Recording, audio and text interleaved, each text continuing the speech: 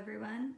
In preparation for my still life class at Live and Chew Art Studios, I'm going to do a little paint along, and this is the first one.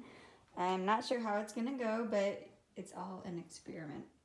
So here's a very simple still life. I chose these lemons because I figured everyone probably has one available to them, and if not, I will include a photo of this subject. The leaves actually aren't even attached to the stem if you look closely, but I thought I added a little more color and variation of shape. So the reason why I set up the still life like this, here's the light that I have. It's nothing fancy, but I specifically chose this composition and the way the light is directed because the shadow is part of the design and it adds a little more depth and color. So there it is there. And I'm using a limited palette, and I didn't want to use too many paints. We're keeping it simple. What I want to teach is basically how I use gouache, and if you're already a gouache pro, you can probably ignore this, but it shows a little bit of the consistency and my technique.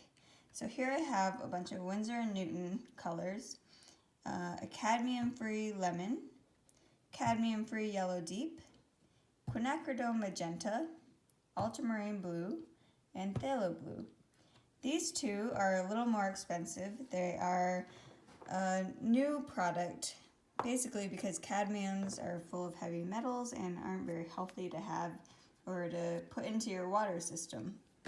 So these are really great. They're slightly more opaque than maybe the typical lemon yellow or yellow deep, but I'm not too picky about these. So if you just have like a lemon yellow lying around or a cad yellow light or a yellow deep, that's fine. Here's what it looks like out of the tube. This is the titanium white from M Graham, and it's the cheapest basically and the largest tube. You can find it on Amazon for I think 10 something. I picked up the tip from Nathan Fowkes' class. He actually lays his white out in a long strip. That way you can have a pure white and kind of just use little bit by bit.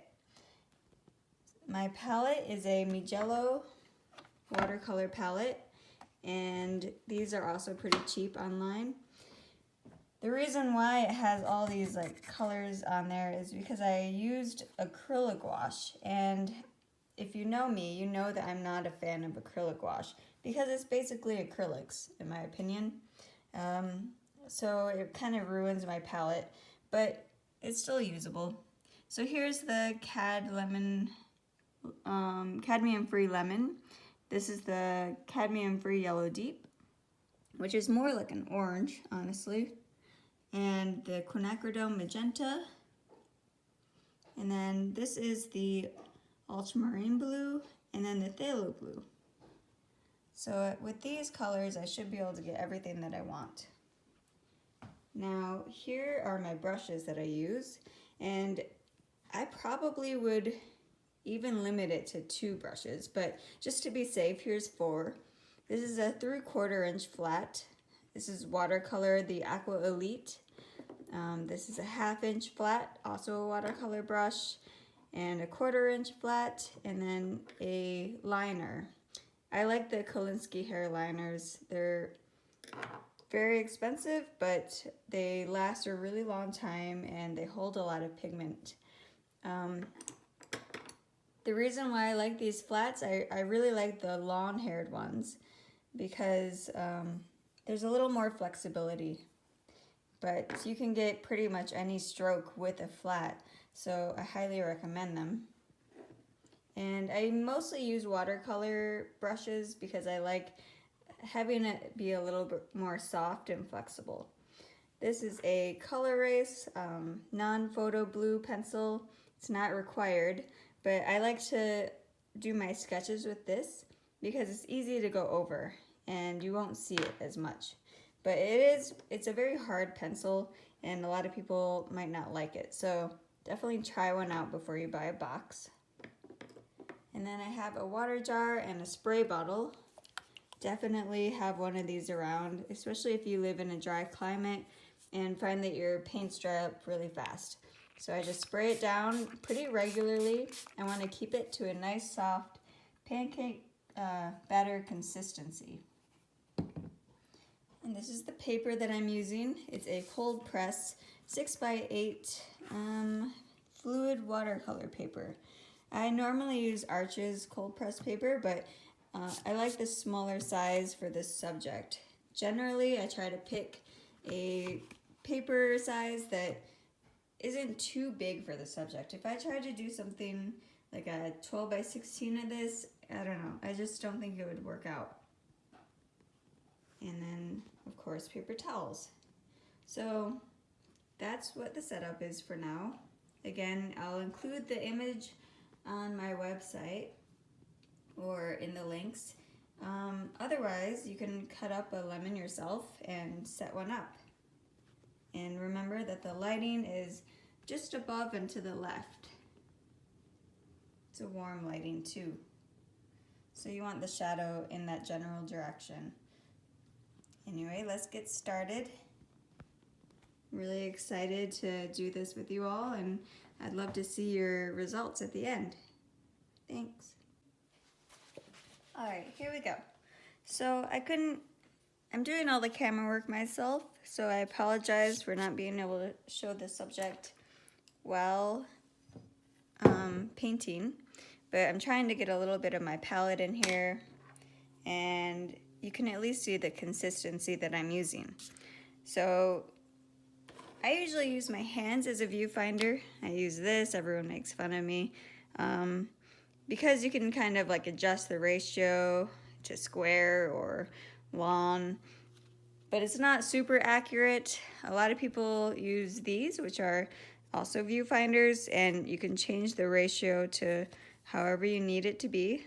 That's 8x10 or 12x16, which is what this would be. So these are really nice. Also has a square format. I just never seem to have this around when I need it. So I'm gonna try it out today.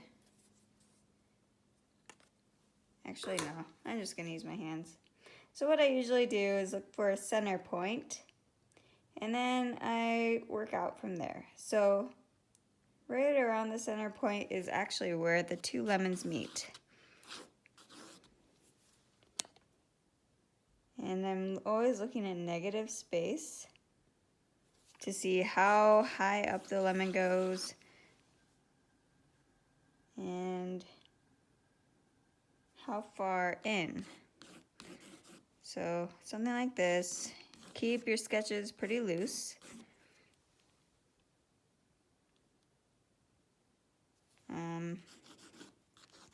Have this lemon coming up here. And make sure to draw the full circles. It's kind of like playing tennis. It's a nice follow through. It makes it seem more realistic.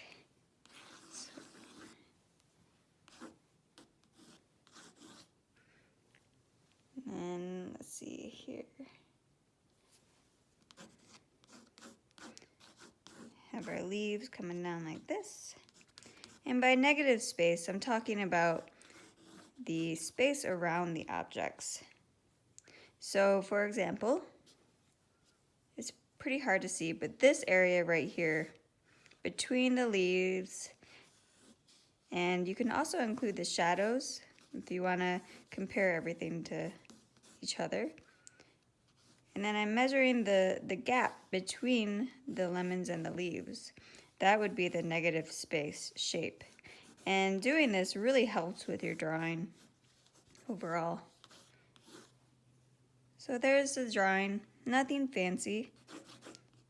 We'll include the little slices. And that's the sketch. I don't go too far in it because I pretty much cover it up immediately, as you'll find out. So the next step is the brightest parts of the lemon. And this is something that I learned along the way, just by a lot of practice. And there's always a different technique for everyone. So I like to use like a watery layer. I'll show you here. This is how watery it is. It's very, very transparent and watered down. So what you're gonna do is use this paint just to block in the brightest parts of the lemon.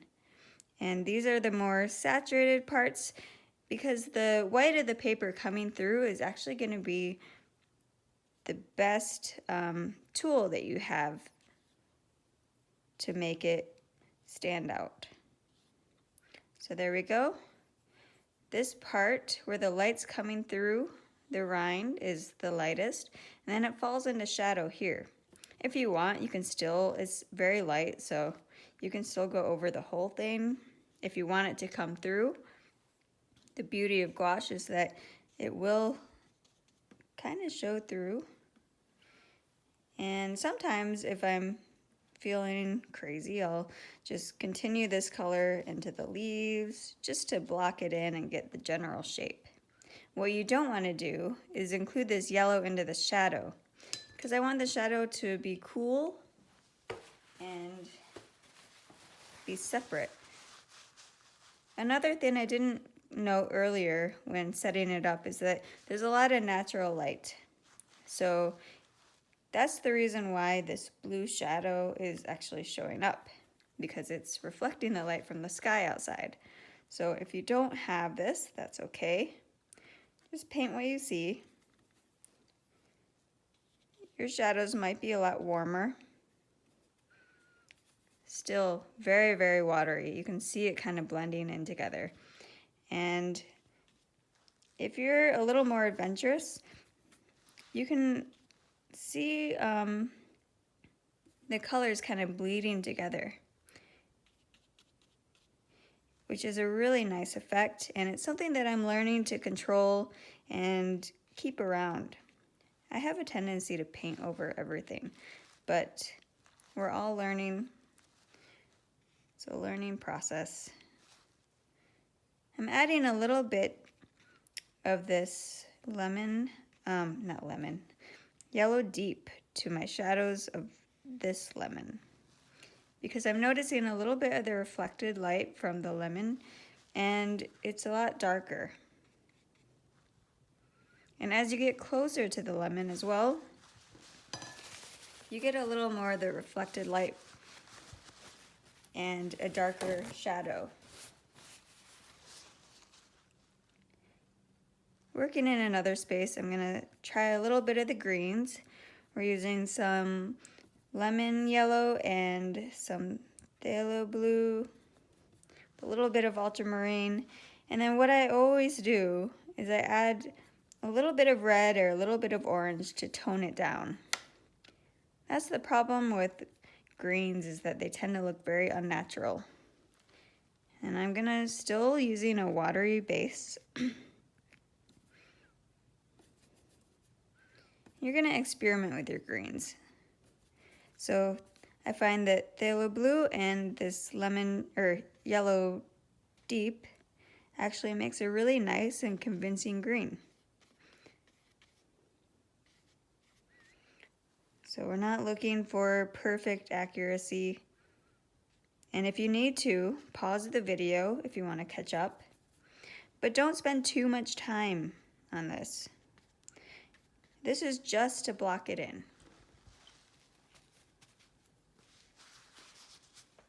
What I always look to do at the very beginning is fill in all the white space. So you'll see that I'm not super accurate. It's okay. And even my colors, I kind of mix whatever's on there. I'm not too picky about getting the exact color at the beginning. I just want to fill in and get the general values in, especially if you're using natural light. It's important to block it in before the light changes. Accidentally got some white in there. So I'm working on the inside of the lemon now, and you would think that it's a bright yellow, but if I look at this lemon, it's actually quite gray. So with a little bit of every color, I'm gonna go over and just block in the center part. You don't have to worry about leaving the white rind. Because this layer of the yellow is so transparent, it can be painted over quite easily without reactivating. That's the reason why I start out so watery, because it's a lot easier to work over. We're going a little bit darker and cooler on this side. So what I did was add a little bit of Phthalo Blue,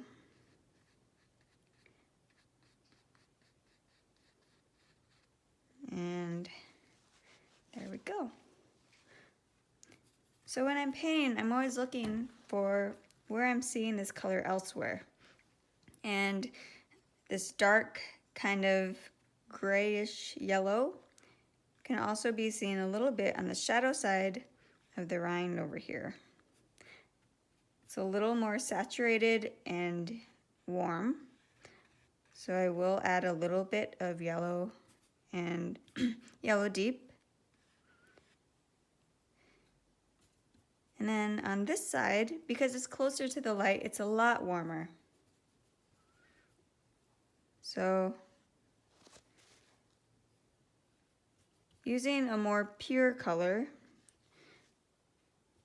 and you can see that the paint's getting slightly more thick as I'm more confident about where these colors are going. There we go. And again, the core shadow here is actually darkest. And what's happening is that there's a little bit of reflected light from the white table, which is making this part a little bit lighter. Not a lot so, but it's noticeable. So there we go. There's the lemon. It's pretty much blocked in right now. I want to get some of these shadows of the leaves. I'm squinting. Squinting is very important, but I really want to get the values in correctly. I'm sorry if I'm not explaining each of the color mixtures, but right now it's actually less about the color and more about the values. So if you are successful with getting the right values, that's what's most important right now. Don't beat yourself up. This is just practice. It's just to learn and get a feeling for gouache, kind of understanding its full potential. So there you go. All right, now I want to get this background filled in. First of all, let's pay attention to how wet this is right now. You can see it's very wet. And if I work too quickly and touch all these edges, it would bleed out, which can be good if you want a soft edge, but I don't really want that, especially for right here. I want a nice sharp edge against the table. So we're gonna have to practice a little bit of patience.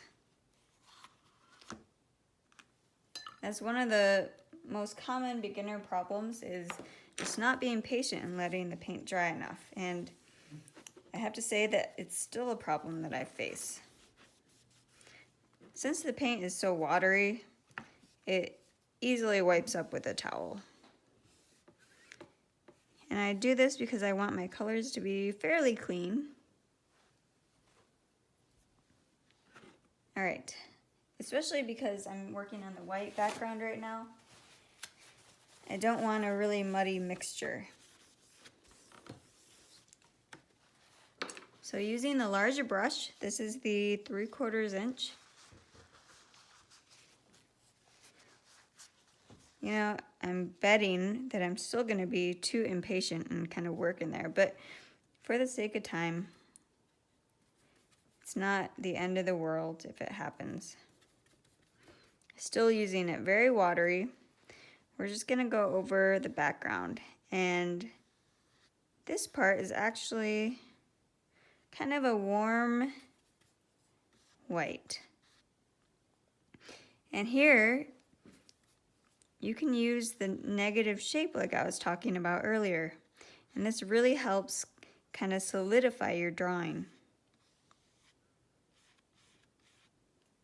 See, this is bleeding here. That's okay.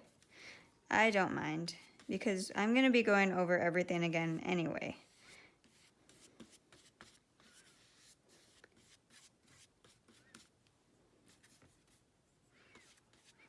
If you look closely at the table, there's actually a ton of colors because it's reflecting the light from outside, which is a cool blue, and it has the warm spotlight on it.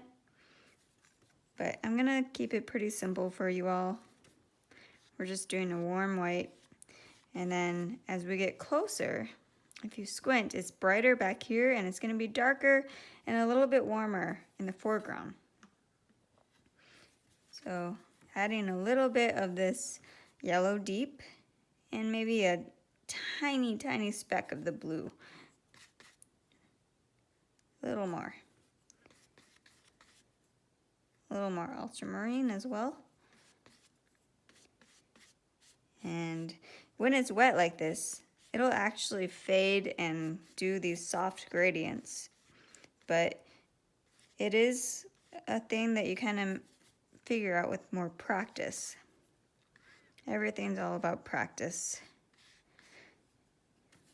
You'll be able to figure out exactly what the gouache is going to do the more that you are acquainted with it.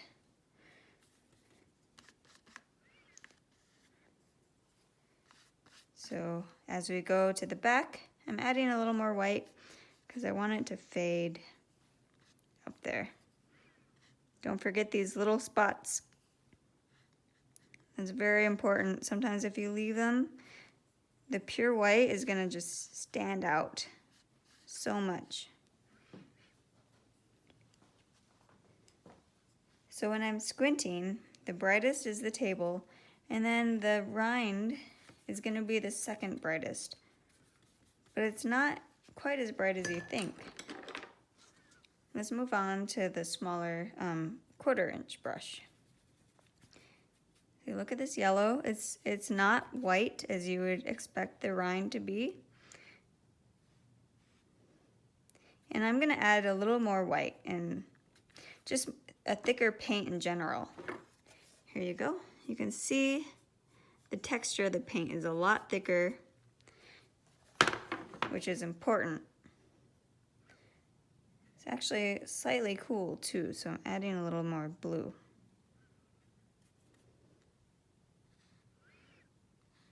Now, when I paint details like this, I'm not looking for perfection. And you can kind of vaguely get a hint of what's going on. It doesn't have to be the exact angles, or you don't even have to have the exact amount of slices in here.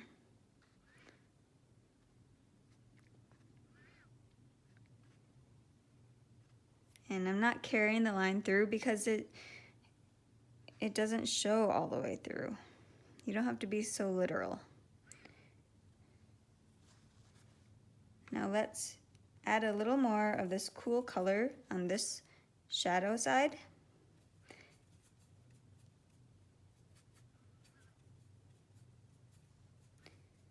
It's a soft blue. And then we're gonna block in over here.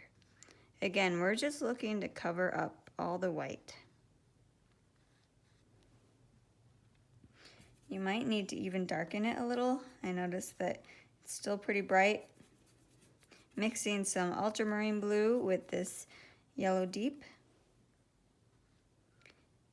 Remember to squint. I'm going to be repeating that constantly. I am not going to apologize because it's very important.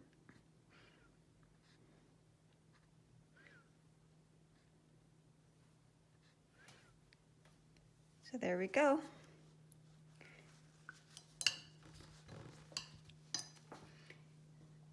I have a little more white here that I want to get rid of. You can use your brush, a wet brush, and just kind of scratch along to get rid of that white.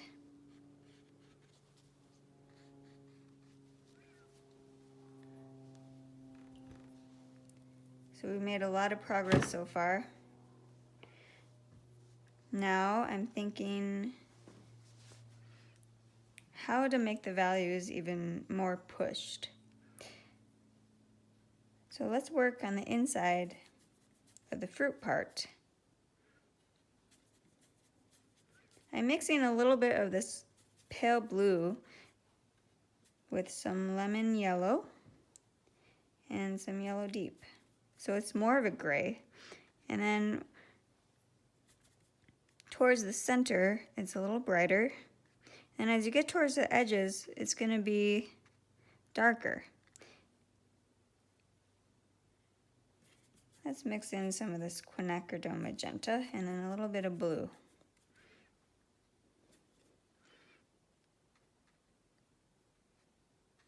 Again, like I said, pause the video if you're finding that it's hard to keep up. I do have a tendency to work pretty quickly, so don't feel bad. And you can see that the way that I'm using the brush strokes is actually in the direction that I'm seeing the pulp. You can kind of add little variations to keep it interesting.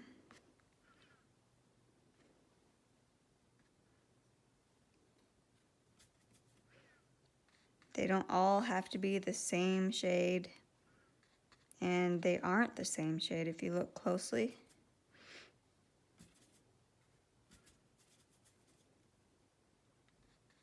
Again, my paint is a lot thicker.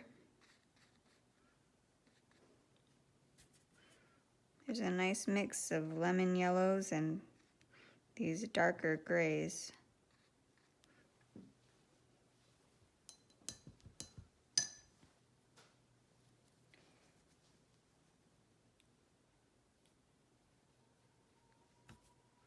With much thicker paint now.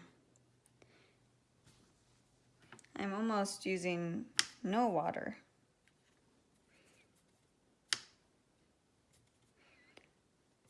Picking up on my more saturated colors again, which is going to be this part here, which is hit by the light the most.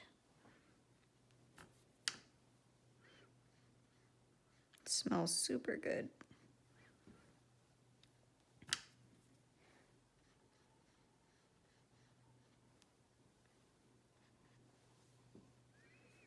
And it's much more gray, a cooler, dark color on this side. You will notice that the values are going to change. It's going to be frustrating. The darks tend to get lighter and the lights tend to get darker. But as you can probably guess what I'm going to say, just takes practice.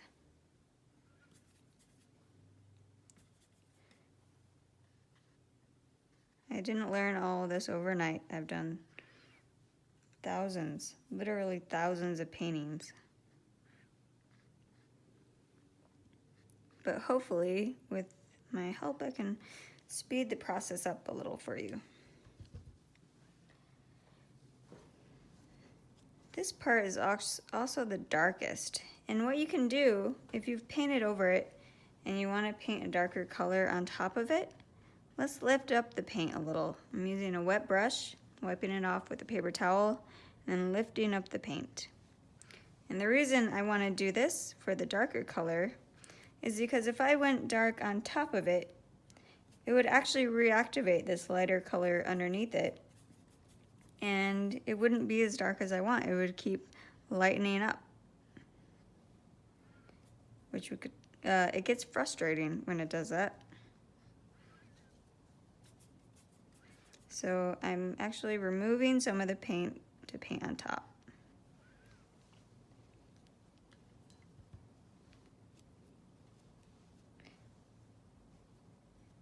Okay. What I usually do at this point, now that I have it all blocked in, is I try to find the lightest lights and the darkest darks. This is a technique that people use to kind of measure the values and then work inwards. So the lightest lights I'm seeing are these highlights. They're super bright because it's a very juicy lemon. And there's only a few. You don't want to go overboard. It's so easy to go overboard. Remember to squint.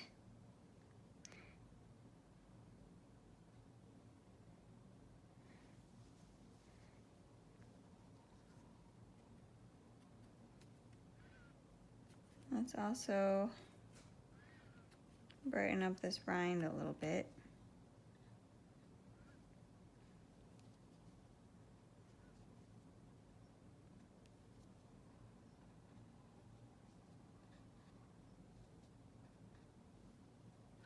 It doesn't have to be bright all the way around. The light isn't hitting it evenly. It's hitting it more at the top, and then there's actually a kind of very slight gradient going down.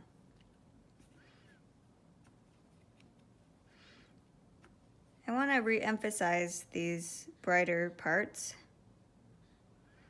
Remember, we laid down that wash at the beginning, and you can still paint over it, which is what I'm doing, but it's easier to paint over.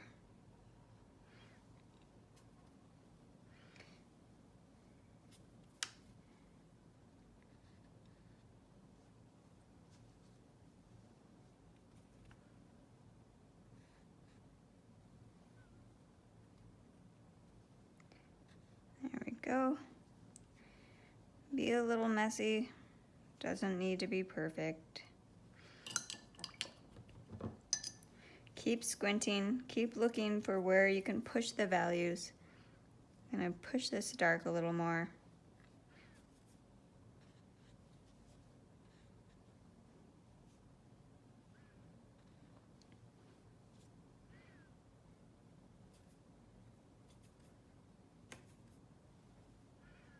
When I mix colors, I'm always looking to mix a little bit of all the primaries. Because if you're just using pure colors, it doesn't look natural. In the real world, it's kind of a blend. It's just a matter of choosing how much of each color there is. Okay, so we've got the lemons are at a pretty good state, the inside of them. Kind of working back at this grayish green of this side with the same kind of idea on this brighter one.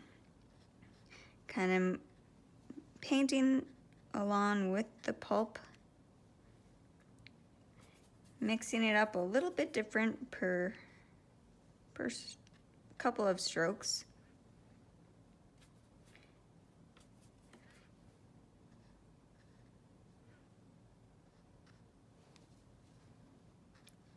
But it's not just random colors. I'm actually paying attention to what I'm seeing and looking up at the subject constantly. It's another thing that I see commonly with newbies is that they spend so much time just staring at their painting that they're not looking at the subject. And that will tell you the most. And that's why you're doing it from life in the first place. So I have the lightest lights, which are these little juicy highlights. You might need to go over a couple layers to get the value that you want.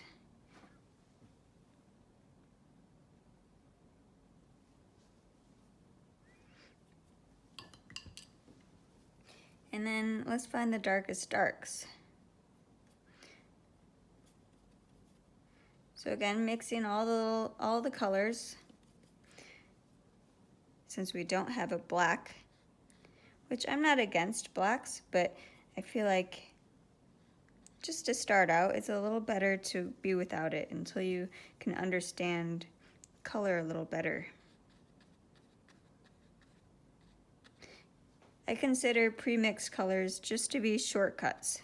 I know how to mix them with a primary palette, but when you work from life, you need to work quickly.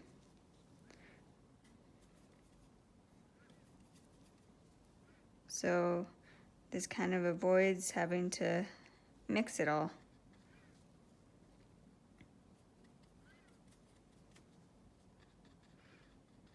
And if you don't want to mix stuff quite the same way that I'm doing, that's fine. Just focus on the values if you're having trouble with the color.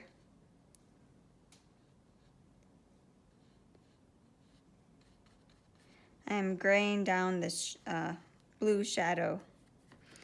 I don't like when it's super bright.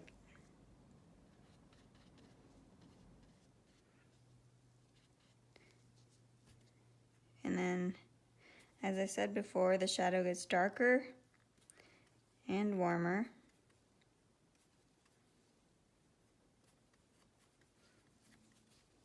As you go towards, and I'm using the wet on wet technique.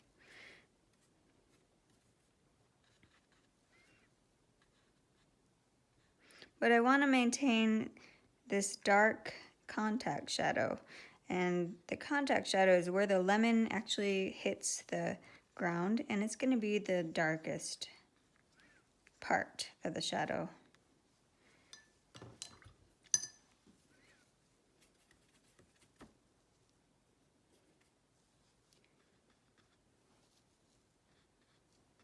I'm fixing the values. Values are slightly off. And if you want to soften something, so say this is too hard, wet your brush, wipe it off a little bit. You don't want it to be soaking wet, and then just kind of blend it. If you want to soften this edge, do the same. Just use a wet, clean brush and then go on the edges. Generally, the shadow edges aren't going to be hard. It gets harder towards the core and then softens as it goes out.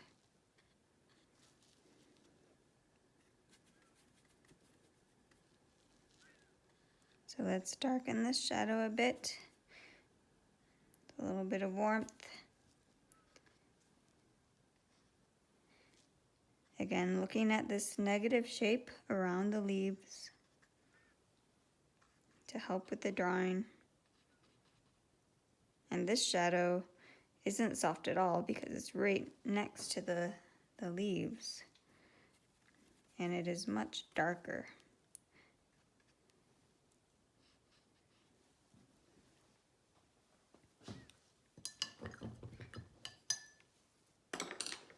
So I'm cleaning off my palette again because I want to work on the darkest darks. And if I tried to work on top of these middle values, I wouldn't get a very dark dark. So what I do is I just dip into my dirty water and then wipe it off. It doesn't have to be clean water. There you go. Using my 1/4 inch flat, let's mix. You know, you can even experiment and try to mix a little bit of everything all together. and see what kind of blacks you're gonna get. Since I want it to be more of a greenish, I'm gonna tone down from using all the reds, which is the complementary of green, and focus more on the blues and yellows. I am not the greatest when it comes to color theory, and I don't really have patience, the patience that I should have to learn it. I know my complementary colors, and that seems to be the most important.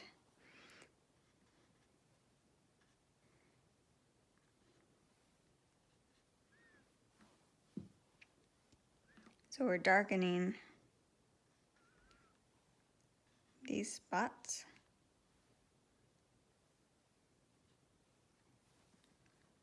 And then the green of this stem kind of comes out like that.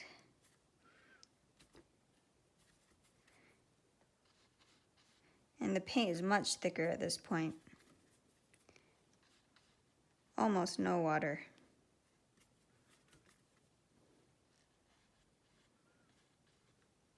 If you look closely at this leaf, you can see where it hits the ground and kind of curves back up. It's going to be a lighter spot.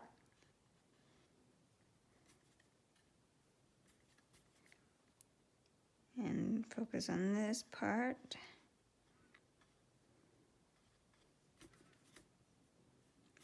It's a very warm green since the light is coming right here onto the leaf.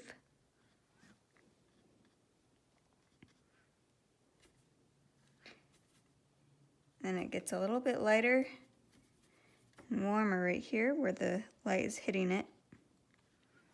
You can soften it with your fingers or whatever. I suggest wearing gloves even though I'm not doing it. And then the underside of the leaf is a lot lighter.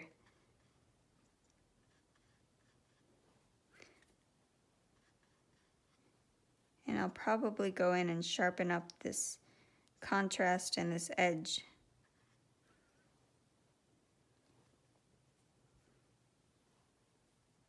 So it gets cooler where it's coming back up and curving towards the window, which has this cool light from outside. And like I said, you don't need to get into the nitty-gritty like this unless you want to. Just focus more on the values. That's the key thing here.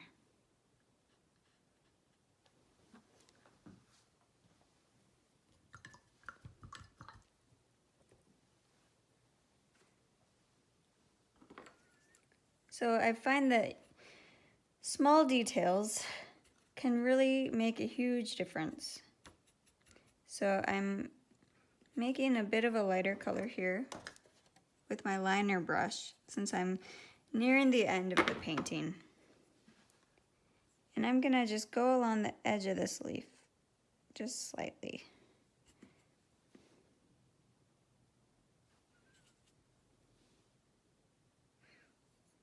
And then I'm gonna come up, go along the edge here. It just gives it a little more shape. Separates things a bit. And it actually is there in real life.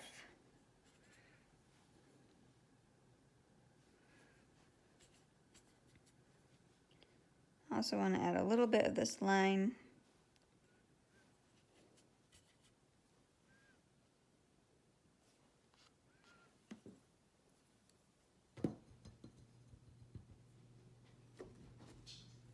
What I want to do now is I want to go back and use this white and kind of cover up these lines that you can see. You can see some of the pencil lines. And I want to sharpen the edges of some of this stuff. So again, let's clean our palettes. We don't want a bunch of stray colors that we didn't intend in there. The white background needs to be very clean and specifically have colors that you choose.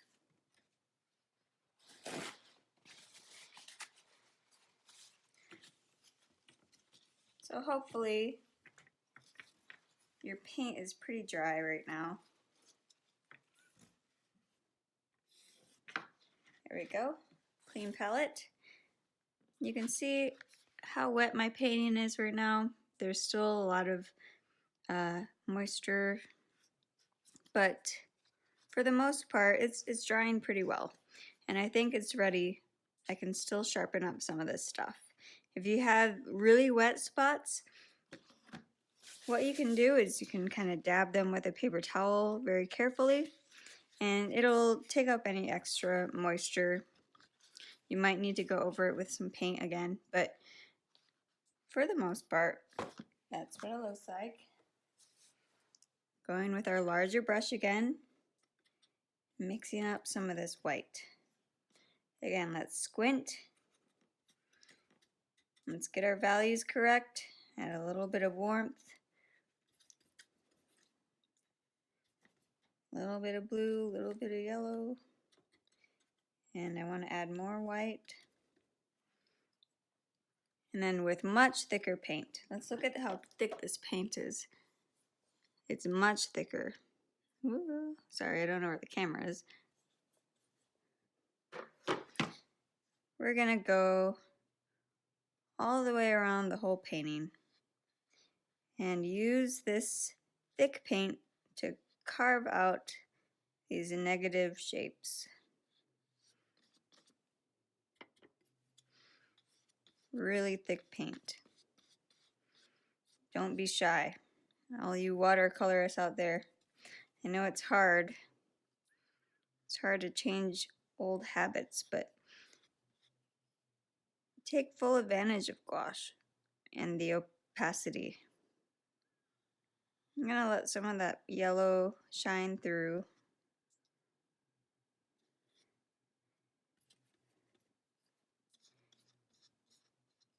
And we can use it again to carve out this negative shape along the stem.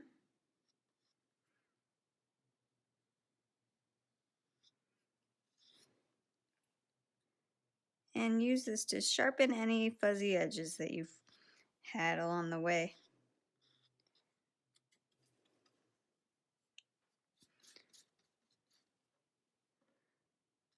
Can do this to clean up some of these shapes.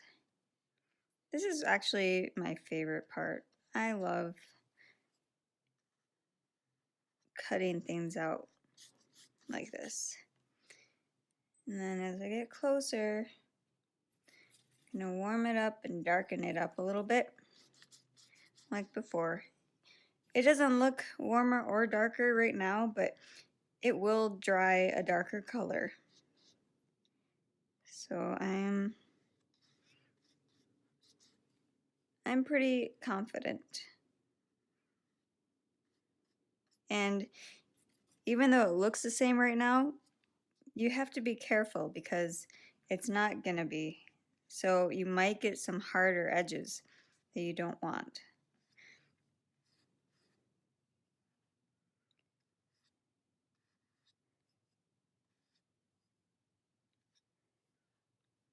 And I'm coming up. There's a little more warmth because it's reflecting the light of the lemons.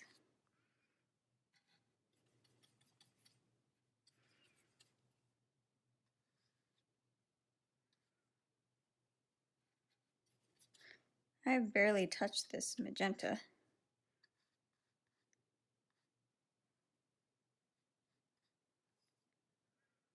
And we're gonna go all the way around.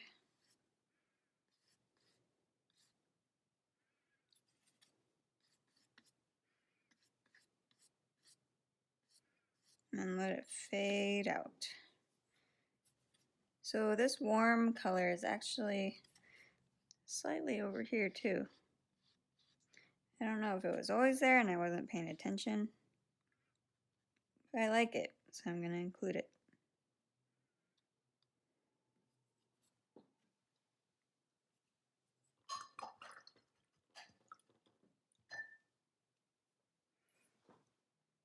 Now, for me personally, I don't like when I see a lot of this grainy texture where you can see some of the paper underneath.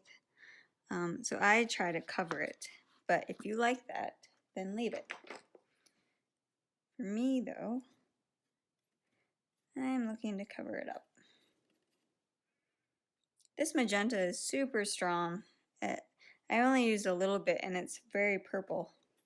So I'm gonna go over here, kind of gray down the blue.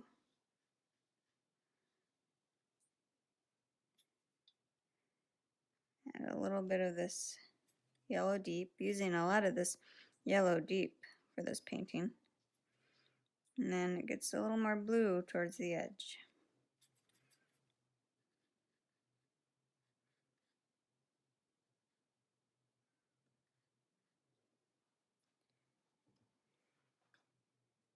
And then we have this blue coming out here. You can see where it falls from the stem.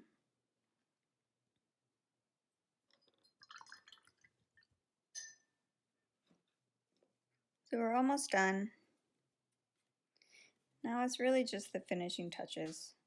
So you might have noticed, but I kind of work everything, the whole scene all at the same time.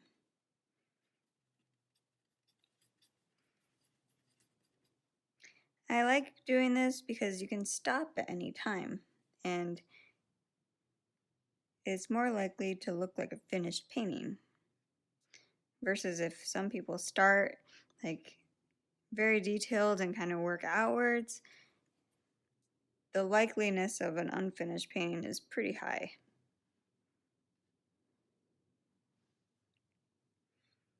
So remember how I said I wanted to clean up this edge, make it a little sharper?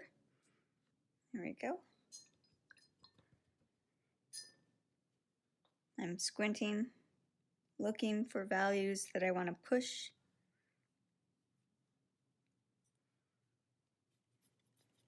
I get a little more of this darker color.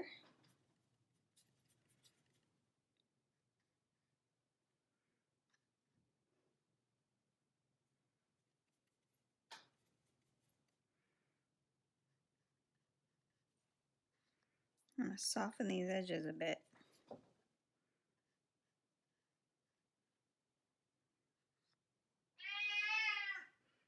There's the cat.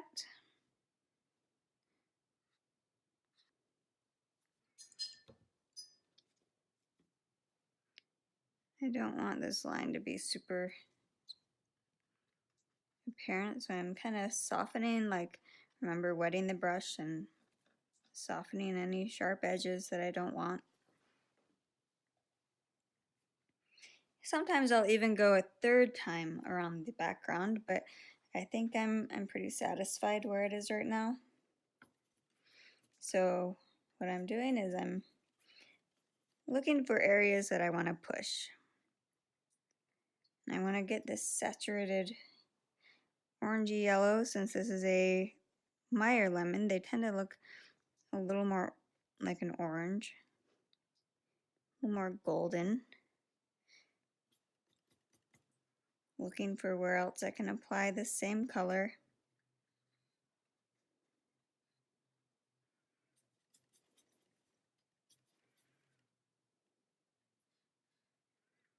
Coming around, it's a little bit darker over here.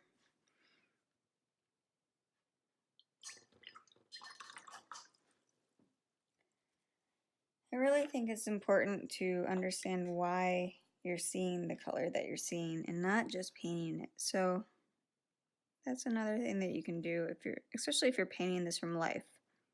Just be a little more conscious and think about why the colors are there that you're seeing.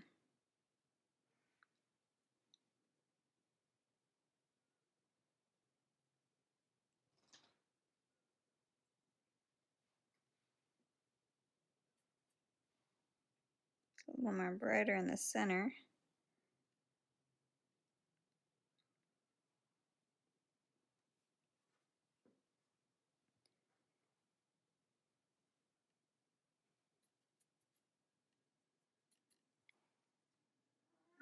emphasize some of this golden color.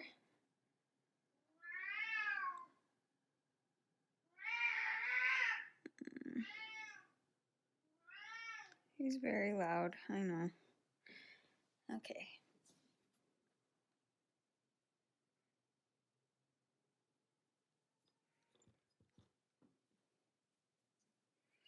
And kind of step back from it every now and then. Go take a break, go to the bathroom, go get a drink. It's good to step back. You're going to come back to this and see all the places that you want to fix.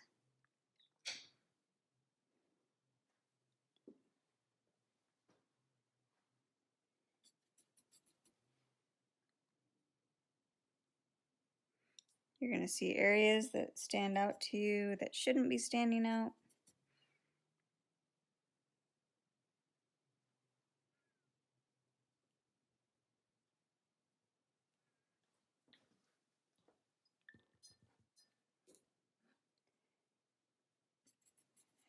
Alright, I'm gonna extend this line just a bit. And notice when I'm painting it on there, you can almost not even see it. But I know it's going to dry darker.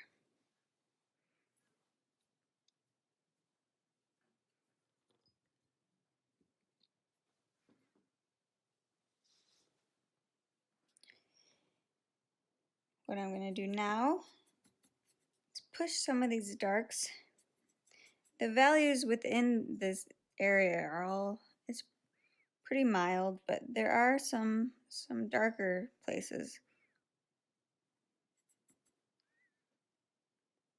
Squint, squint, squint. You can soften some of the edges.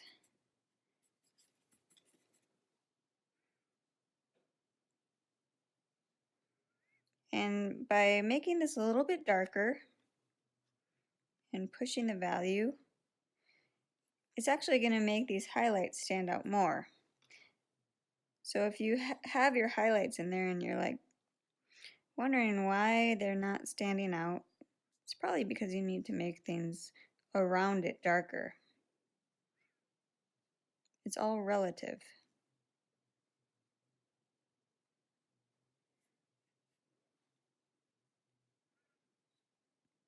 Same with saturation. If something that you have, you want it to be more saturated, make whatever's around it darker. Or not darker, but desaturated. And sometimes darker, I guess.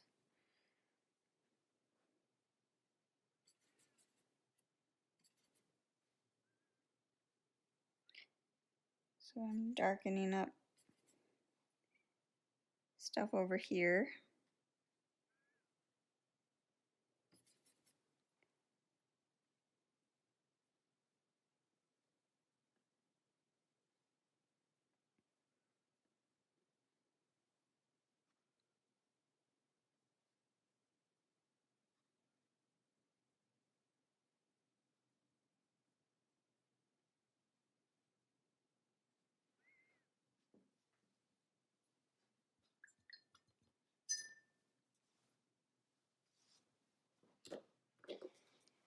Okay. I'm not super happy with this gradient. There's some weird stuff happening with this paper too.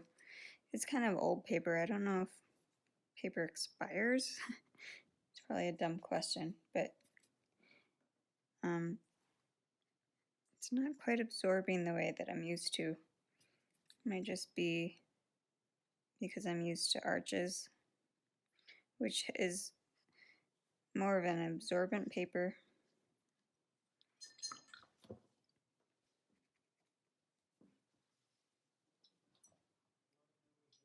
So if you have too much contrast going on, do the same thing that you do when you want to soften an edge. Wet your brush, wipe it off. You don't want it soaking wet, and then just soften the edges. And what you're doing is you're reactivating the paint. And it's going to bring some of the lights and the darks and mix them together. And you can get an more even tone. Because I don't want these darks to be jumping out at me. So that's about it. Here you go. You can see the painting up close. Doesn't really do the color any justice. Let's see if I can get it. But I will take a better photo of it tomorrow. You can see the color a little better. Here's the still life. Let me see if I can crank this.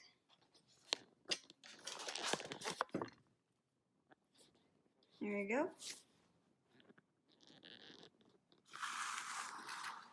So there it is. And that's pretty much my little tutorial on how to paint a lemon. I might do minor fixes, but overall this was just a nice little practice to get you acquainted with gouache. If you have any questions, you can email me at heatherean@gmail.com. I can't guarantee that I'll answer, but I will do my best to try to help out, especially if you're actually attending the workshop. I will make a note of that, and I will make sure to respond to you and answer any questions. So thank you all for watching, and have a wonderful weekend.